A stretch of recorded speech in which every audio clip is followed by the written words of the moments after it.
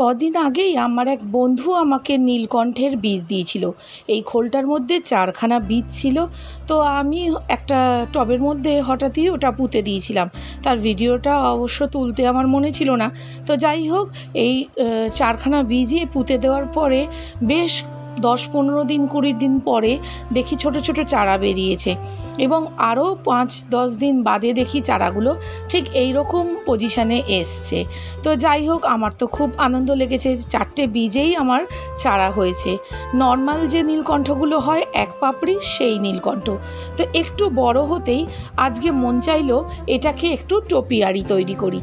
তো চলুন বন্ধুরা, আপনাদের দেখাই যে নীলকণ্ঠ ফুলের গাছ দিয়েও কীরকম টোপিয়ারি সুন্দর তৈরি হয়।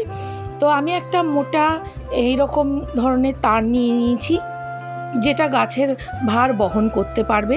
এইরকম একটু হালকা মোটা একটা তার নিয়ে নিয়েছি, এবং তার কোনা দুটোকে এই যে টবের মধ্যে পুঁতে দিয়েছি। আর দেখুন কীরকম রাউন্ড শেপ করে দিয়েছি, ওপরটা একটু গোল প্যাটার্নের। এবারে নীলকণ্ঠ ফুলের গাছ একদমই নরম হয়, তো এটাকে আমি পেঁচিয়ে দেবো। দুটো গাছকে ডান দিকে পেঁচিয়ে দেবো, আর দুটো গাছকে বাঁ দিকে পেঁচিয়ে দেবো। তো এখনই নরম থাকতে থাকতে পেঁচিয়ে নেওয়া ভালো, তাহলে এটা বাড়বেও খুব তাড়াতাড়ি আর দেখতেও সুন্দর লাগবে।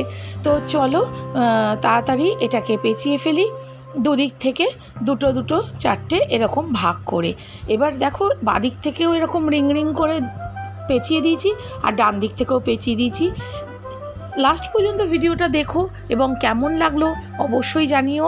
আর চ্যানেলটাকে ভালো লাগলে অবশ্যই একটু লাইক, শেয়ার, কমেন্টস আর সাবস্ক্রাইব করে দিও। আমার স্বস্তিকাস কিচেনের কোনো ভিডিও, রান্নার ভিডিও এখন কদিন ধরে ছাড়ছি না। আমি এখন গার্ডেনিংয়ের ভিডিওই ছাড়ছি, তো সেগুলোকে একটু সাপোর্ট করো। এবার একটু সাজিয়ে নিই।